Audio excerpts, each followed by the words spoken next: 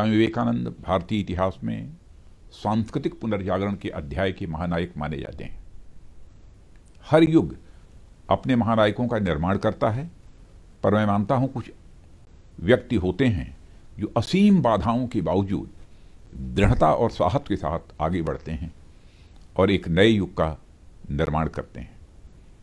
स्वामी विवेकानंद ऐसे ही व्यक्तित्व थे जिन्होंने 19वीं शताब्दी में भारतीय संस्कृत का एक ऐसा अध्याय लिखा जिसकी गौरव गाथा आज 21वीं सदी में भी लिखी जा रही है। हम सब जानते हैं कि विवेकानंद जी ने 1893 में शिकागो अमेरिका में आयोजित विश्व धर्म महासभा में भारत की ओर से सनातन धर्म का प्रतिनिधित्व किया और भारत की सांस्कृतिक और आध्यात्मिक ऊर्जा से अमेरिका और यूरोप के लोगों को परिचित कराया। सनातन धर्म की भव्यता और महानता की इतनी सुंदर अभिव्यक्ति शायद ही कहीं और किसी ने की हो। उन्होंने कहा था कि मैं ऐसे धर्म से हूं जिसने दुनिया को सहनशीलता और सार्वभौमिक स्वीकृति का पाठ पढ़ाया है,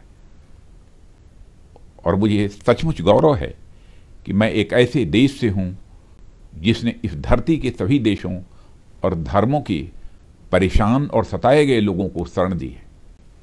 यह वसुधैव कुटुंबकम का भाव ही भारत की सनातन संस्कृति है।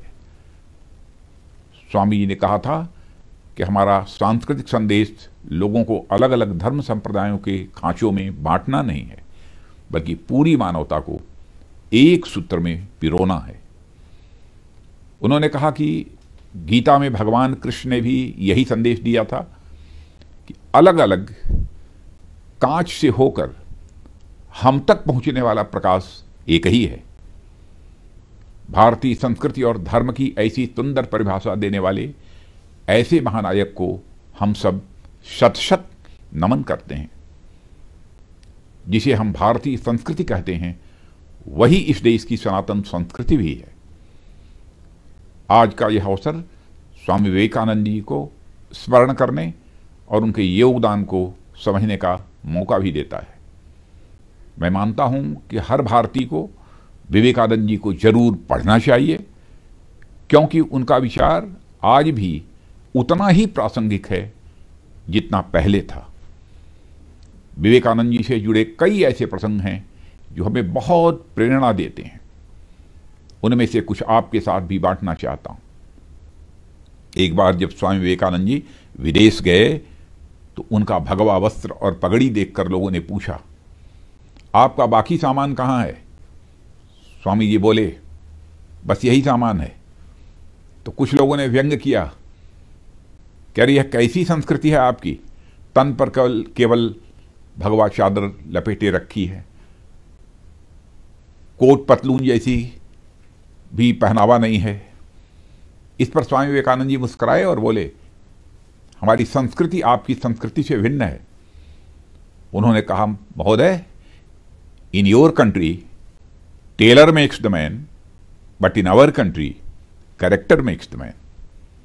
स्वामी विवेकानंद से जुड़ा एक और प्रसंग मुझे याद आता है जो कि आज के भारत के संदर्भ में काफी प्रासंगिक है। एक बार स्वामी विवेकानंद जी विदेश गए जहां उनके स्वागत के लिए कई लोग आए हुए थे। उन लोगों ने स्वामी विवेकानंद की तरफ हाथ मिलाने के लिए हाथ बढ़ाया और अंग्रेजी में हेलो कहा, जिसके जवाब में स्वामी जी ने दोनों हाथ जोड़कर नमस्ते कहा। उन लोगों को लगा कि शायद स्वामी जी को अंग्रेजी नहीं आती है, तो उन लोगों में से एक ने हिंदी में पूछा, आप कैसे हैं? तब स्वामी जी ने कहा, I am fine, thank you. उन लोगों को बड़ा ही आश्चर्य हुआ। उन्होंने स्वामी जी से पूछा कि जब हमने आपसे अंग्रेजी में बात की तो आपने हिंदी में उत्तर दिया, और जब हमने हिंदी में पूछा तो आपने अंग्रेजी में जवाब दिया, इसका क्या कारण है? तब स्वामी जी ने कहा, जब आप अपनी मां का सम्मान कर रहे थे तब मैं अपनी मां का सम्मान कर रहा था, और जब आपने मेरी मां का सम्मान किया तब मैंने आपकी मां का भी सम्मान किया। यह अद्भुत आत्मविश्वास विवेकानंद जी ने भारतीयों को दिया। यानी हर भारतवासी को अपनी संस्कृति और भाषा पर अभिमान तो होना ही चाहिए, साथ ही हमारे मन में दूसरी संस्कृति और भाषा के प्रति भी सम्मान का भाव होना चाहिए।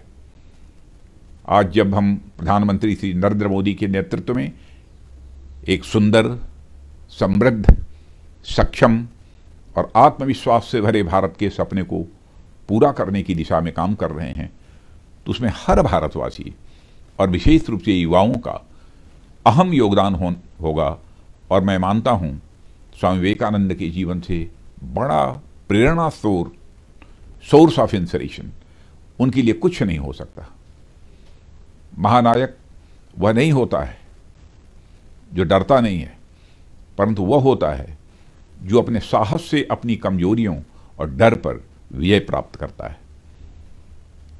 इसलिए स्वामी विवेकानंद ने कहा था, उठो, जागो और तब तक नहीं रुको जब तक लक्ष्य न प्राप्त हो जाए। 12 जनवरी जो कि स्वामी विवेकानंद जी की जयंती है, इस दिन को प्रतिवर्ष भारत में युवा दिवस के रूप में मनाया जाता है। मैं मानता हूं कि युवा दिवस मनाने के लिए इससे उपयुक्त दिन और कोई हो भी नहीं सकता था, क्योंकि स्वामी जी सही मायनों में भारत के पहले ग्लोबल यूथ थे, जिनका प्रभाव देश और विदेश दोनों जगह महसूस किया गया। स्वामी विवेकानंद से बड़ा प्रेरणा स्रोत युवाओं के लिए और भला कौन हो सकता है। आप खुद सोचिए, सिर्फ 39 ईयर्स की अल्प आयु में उन्होंने कितने कीर्तिमान स्थापित किए। युवाओं में अपने दृढ़ विश्वास को व्यक्त करते हुए उन्होंने कहा था, भविष्य के प्रति मेरी आशा चरित्रवान, बुद्धिमान, दूसरों की सेवा के लिए सर्वस्व त्यागने में विश्वास रखने वाले युवाओं में ही निहित है। उन्होंने युवा शक्ति के बारे में जो कहा था उसमें मेरा पूरा विश्वास है। उन्होंने कहा था, युवा काल का सर्वोच्च मूल्य अतुलनीय और अवर्णनीय है। युवा जीवन सबसे अनमोल है। जिस तरह से आप इस अवधि का उपयोग करते हैं वह आपके आने वाले वर्षों की नियति तय करेगा। आज जब हमारे प्रधानमंत्री एक आत्मनिर्भर भारत की बात करते हैं तो उनके मन में कहीं न कहीं स्वामी विवेकानंद जी की प्रेरणा भी काम कर रही है।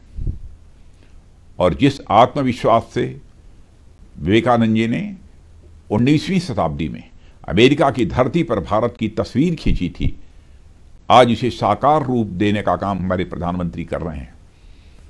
जब एक सशक्त और आत्मनिर्भर भारत की बात होती है तो हमारा उद्देश्य दुनिया के अन्य देशों में असुरक्षा का भाव पैदा नहीं करना होता है। भारत की आत्मनिर्भरता में विश्वास का भी विकास और कल्याण शामिल है। भारत के भविष्य से आज दुनिया का भविष्य भी जुड़ा हुआ है। इसी विश्वास के साथ कि आप सभी स्वामी विवेकानंद जी के जीवन मूल्यों से प्रेरणा लेकर भारतीय संस्कृति और संस्कार के प्रचार प्रसार में अपना बहुमूल्य योगदान देंगे, मैं आप सभी को स्वामी विवेकानंद जयंती और राष्ट्रीय युवा दिवस की बहुत बहुत बधाई देता हूं और साथ ही शुभकामनाएं देते हुए अपना निवेदन समाप्त करता हूं। आप सबको बहुत बहुत धन्यवाद।